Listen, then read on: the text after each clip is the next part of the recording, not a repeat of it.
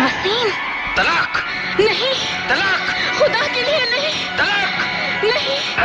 80s के दौर में पाकिस्तान से भारत आकर हॉट सेंसेशन बनी एक अदाकारा जिन्होंने अपनी पहली ही फिल्म से हिंदी सिनेमा में तहलका मचा दिया था। दिल के आंसुओं में रह गए। नीली आंखों वाली एक एक्ट्रेस जिनकी खूबसूरती बिल्कुल अलग और फ्रेश नजर आती थी।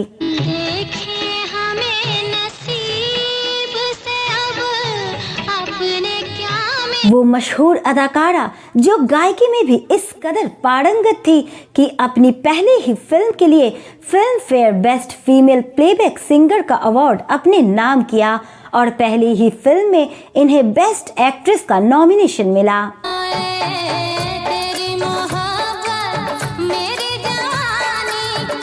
लेकिन क्या आप जानते हैं कि एक अमेरिकी पति 2 पाकिस्तानी पतियों को छोड़ने के बाद और एक दुबई के शख्स से चौथी शादी करने के बावजूद वो फिलहाल भारत में अकेली जिंदगी गुजार रही है।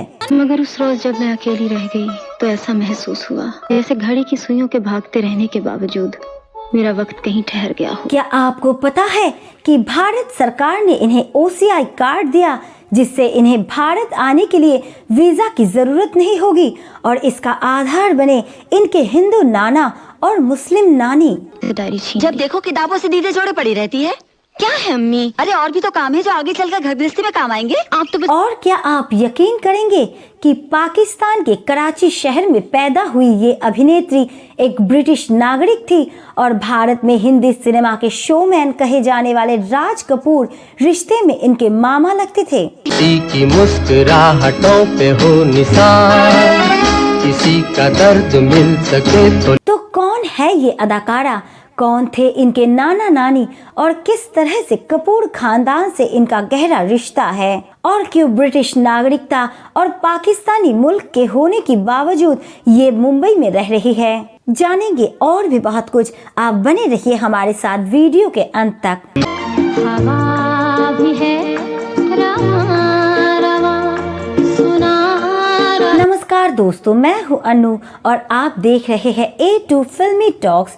दोस्तों, आज हम इस वीडियो में बात करेंगे गुजरे जमाने की मशहूर अदाकारा सलमा आगा के बारे में, जिन्हें सिर्फ एक गाने ने ही रातों रात पॉपुलैरिटी के शिखर पर पहुंचा दिया था। दिल के आंसुओं में रह गए। इस गाने में ऐसा दर्द था कि ये सुनने वालों को रुला देता था। मेरे तमाम सपने बिखर कर रह गए और दिल के अरमां आंसू बनकर बह गए। तो कौन थी सलमा आगा और कैसे शुरू हुआ था इनका फिल्मी सफर?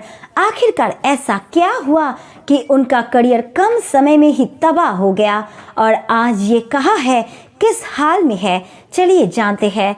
आगे बढ़ने से पहले आप हमारे चैनल में नए हैं तो चैनल को सब्सक्राइब जरूर कर ले ताकि आपको ऐसी और जानकारी मिलते रहे। से प्यार के रंग भर रही थी, तलाक की स्याही से बर्बाद हो गई। सलमा आगा का जन्म 25 अक्टूबर 1956 को पाकिस्तान के कराची शहर में हुआ था। सलमा की मां जरीन हिंदी और पाकिस्तानी फिल्मों में नसरीन के नाम से काम करते थे और उनके पिता लियाकत गुल आगा ईरानी मुल्क के थे जो पाकिस्तान के व्यापारी थे और अमृतसर में भी उनका कारोबार था। सलमा की रिश्तेदारी राज कपूर के खानदान से भी थी, जिसके बारे में हम वीडियो में आगे बताएंगे। भारत से परिवार का रिश्ता होने की वजह से सलमा का कुछ समय यहाँ भी बीता, लेकिन पिता को बिजनेस के सिलसिले में बार बार लंदन आना जाना होता था, जिस वजह से बाद में पूरा परिवार लंदन शिफ्ट हो गया। सलमा की पढ़ाई लिखाई लंदन में ही हुई और उन्होंने ब्रिटिश नागरिकता ले ली। सलमा आगा की मां का परिवार पिछली 3 पीढ़ियों से फिल्मों से जुड़ा रहा था, इसलिए सलमा का भी फिल्मों के तरफ काफी झुकाव था। सलमा पढ़ाई के साथ साथ क्लासिकल म्यूजिक भी सीखने लगी और फिल्मों में आने का मन बनाने लगी। इसी दौरान राज कपूर ने अपने बेटे ऋषि कपूर की शादी के बाद लंदन में रिसेप्शन पार्टी दी थी, जिसमें बॉलीवुड के कई दिग्गजों के साथ सलमा की मां जरीन को भी इनवाइट किया गया था।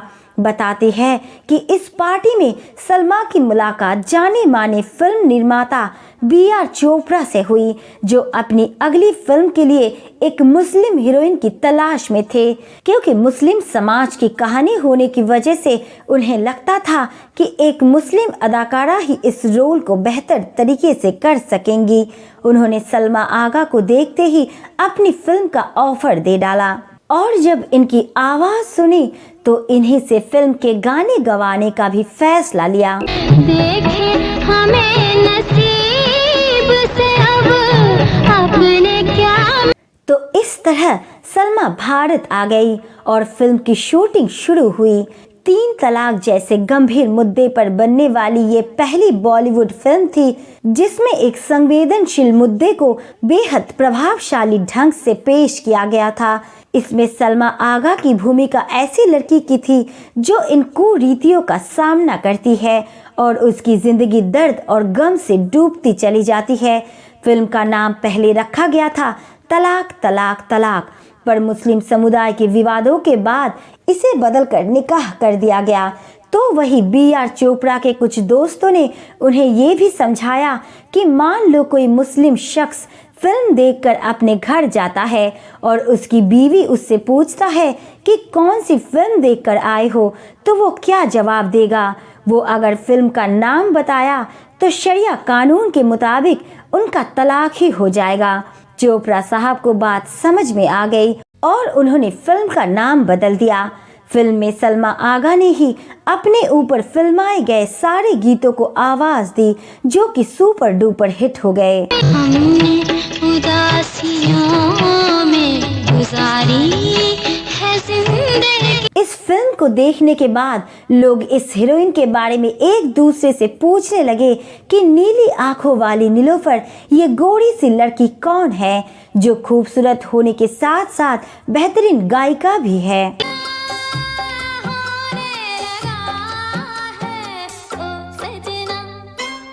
और इस तरह सुरैया, नूरजहां और सुलक्षणा पंडित जैसी कुछ फेमस एक्ट्रेसेस के बाद सलमा आगा का भी नाम सिंगर कम एक्ट्रेस की लिस्ट में शुमार हो गया।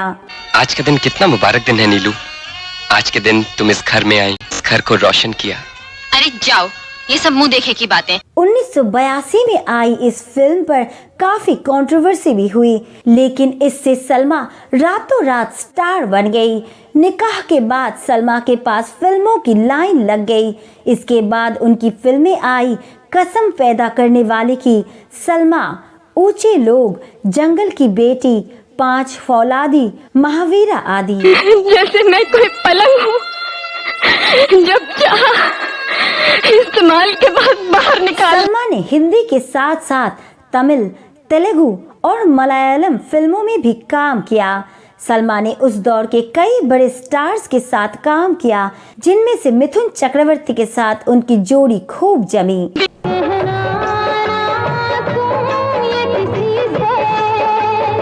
मिथुन के साथ फिल्म पति पत्नी और तवाइफ में सलमा ने एक तवाइफ का किरदार निभाया जिसमें उनका नेगेटिव शेड था। मुझे लोग कहते हैं कदमों की धूल। तो वही इस फिल्म में वैम्प के रूप में उनकी डायलॉग डिलीवरी भी पसंद की गई और इसमें उनके ऊपर फिल्माए गए कई गाने हिट साबित हुए और उनकी एक्टिंग को खूब पसंद किया गया। लेकिन इसके बावजूद उन्हें वो सफलता नहीं मिल पा रही थी जो निकाह से हासिल हुई थी। औरत के पास माफी नहीं, प्यार होता है, बस प्यार। Sorry sweetheart. इसके पीछे एक वजह सलमा द्वारा फिल्मों का ठीक से चुनाव ना करना माना गया था।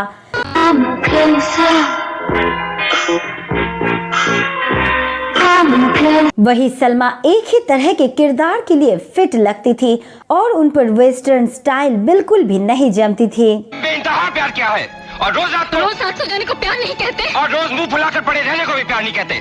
सुनो नीलूफर, जानकार बताते हैं कि उन्हें राज कपूर की फिल्म हीना भी ऑफर हुई थी, लेकिन ऐन मौके पर सलमा की नानी बीच में आ गई और उन्होंने पता नहीं क्यों राज कपूर साहब से सलमा को किसी भी कीमत पर फिल्मों में काम ना देने की गुजारिश की।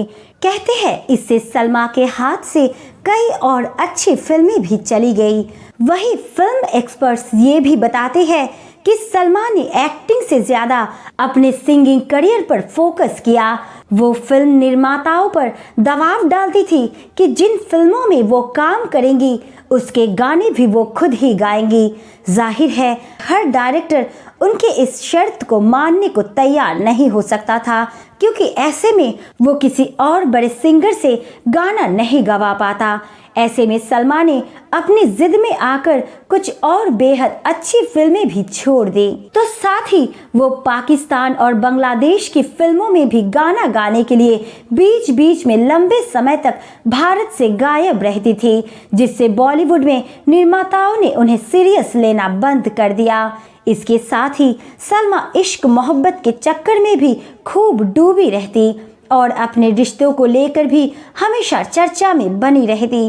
वो बार बार शादी करती, अलग होती और फिर नई शादी करती। जाहिर है इस चक्कर में पड़े रहने में ही उनका काफी वक्त जाया हो गया, जिस समय को वो करियर के बेहतरी में लगा सकती थी। ये भी एक बड़ी वजह रही कि बॉलीवुड के निर्माताओं ने उनसे दूरी बना ली, क्योंकि करियर को लेकर वो थोड़ी भी गंभीर नजर नहीं आ रही थी। अगर बात करें सलमा आगा की पर्सनल लाइफ की, तो फिल्मों में लॉन्च होने से पहले ही उनका नाम न्यूयॉर्क के एक बिजनेसमैन महमूद शिप्रा के साथ जुड़ा, जिन्होंने निर्माता बनकर सलमा आगा को हीरोइन बनने के सपने दिखाए। उन्होंने 3 फिल्म बेगम, साहिबा और बेबसी को बनाना शुरू कर दिया और फिर सलमा से निकाह कर लिया। बताते हैं कि महमूद शिप्रा ने ये फिल्में सलमा आगा को पाने के लिए ही बनानी शुरू की थी। निकाह के बाद शिप्रा ने इन फिल्मों का काम बंद कर दिया और सलमा से अलग हो गए, और इस तरह सलमा लालच में आकर पर्सनल और प्रोफेशनल दोनों तरफ से ठगी गई। जिंदगी की वो तस्वीर जिसमें मैं मुद्दत से प्यार के रंग भर रही थी, तलाक की स्याही से बर्बाद हो गई। इसके बाद सलमा आगा ने 1980 में पाकिस्तान के actor, director, producer Javed Sheikh से दूसरी शादी की और कुछ पाकिस्तानी फिल्में साइन कर ली। जावेद शेख पहले से ही शादीशुदा थे और 2 बच्चों के पिता थे, लेकिन सलमा का ये दूसरा निकाह भी ज्यादा नहीं चल सका और दोनों अलग हो गए। फिर साल 1989 में सलमा ने तीसरा निकाह किया। इस बार उनके शौहर बने थे पाकिस्तान के स्क्वैश प्लेयर रहमत खान। वो लंदन में सलमा के पड़ोसी हुआ करते थे। रहमत खान से सलमा आगा को 2 बच्चे हुए, साशा आगा और अली आगा। ये शादी 2010 तक चली। उनके पति ने किसी और से शादी कर ली और तीसरे पति से भी सलमा का तलाक हो गया। तलाक नहीं, तलाक खुदा के लिए नहीं, तलाक नहीं। बॉलीवुड में अपने फिसलते करियर को संभालने के लिए उन्होंने 1988 में जंगल की बेटी जैसी एक सी ग्रेड फिल्म में भी काम किया, जिसमें वो खूब अंग प्रदर्शन भी किया, लेकिन ये भी काम नहीं आया। सलमा आगा 1 फिल्म वंडर करार दे दी गई और आखिरी बार 1996 में आई फिल्म गहरा राज में नजर आई। इसके अलावा वो कुछ पाकिस्तानी फिल्मों में भी काम करती दिखी, लेकिन धीरे धीरे शोहरत उनसे छीनती चली गई और उनका जलवा बिखर गया। एक तलाकशुदा औरत का लड़कियों के स्कूल में रहना मुनासिब नहीं। ठीक ही तो कहा, मुझे वैसे भी। इसके बाद सलमा ने 55 साल की उम्र में दुबई बेस्ट बिजनेसमैन मंजर शाह से 2011 में चौथी शादी की और बाद में मुंबई आ गई। फिलहाल सलमा अपने दोनों बच्चों के साथ मुंबई में ही रह रही है। वहीं उनके मौजूदा पति मंजर शाह दुबई में रहते हैं। सलमा ने भारत सरकार से संपर्क किया और 2017 में ओवरसीज सिटीजन ऑफ इंडिया का कार्ड हासिल कर लिया, जिसके मिलने के बाद वो बगैर कोई रोक टोक भारत आ जा सकती है। इसको लेकर सलमा का कहना था कि मेरा पूरा खानदान भारत से रहा है, इसलिए ओसीआई कार्ड पर तो मेरा अधिकार था। अब जानते हैं कपूर खानदान से उनका क्या रिश्ता रहा है। दरअसल पृथ्वीराज कपूर की पत्नी राम सरनी के भाई थे जुगल किशोर मेहरा, जो फिल्मों से जुड़े थे और बॉम्बे रेडियो स्टेशन में डायरेक्टर थे, यानी वो राज कपूर के सगे मामा थे। जुगल किशोर ने अपने ज़माने की मशहूर अदाकारा और गायिका अनवारी बेगम से शादी की। अनवारी पहले से तलाकशुदा थी और उनके पहले पति रफ़ीक से उनकी एक बेटी भी थी जिसका नाम था ज़रीन। उसी दौरान भारत पाकिस्तान को आज़ादी मिली और देश का बंटवारा हो गया। फिर अनवारी के साथ जुगल किशोर मेहरा भी पाकिस्तान चले गए और इस्लाम अपना लिया। उन्होंने अपना नाम बदलकर अहमद सलमान रखा और अनवारी की बेटी ज़रीन को कानूनी तौर पर गोद ले लिया। इसी ज़रीन की बेटी है सलमा आगा। तो दोस्तों, ये थी भारत, पाकिस्तान और ब्रिटेन की एक्ट्रेस और सिंगर सलमा आगा की पूरी कहानी। आपको सलमा आगा कैसे लगती है और उनका कौन सा गाना आपको पसंद है, हमें कमेंट करके ज़रूर बताइएगा। और हमारी आज की ये वीडियो पसंद आई तो लाइक शेयर ज़रूर कीजिएगा। साथ ही फिल्मी दुनिया की इसी तरह की और किस्से कहानियों को जानने के लिए चैनल को सब्सक्राइब करना ना भूलें। मिलते हैं अगली वीडियो के साथ, तब तक के लिए अपना ख्याल रखें। नमस्कार।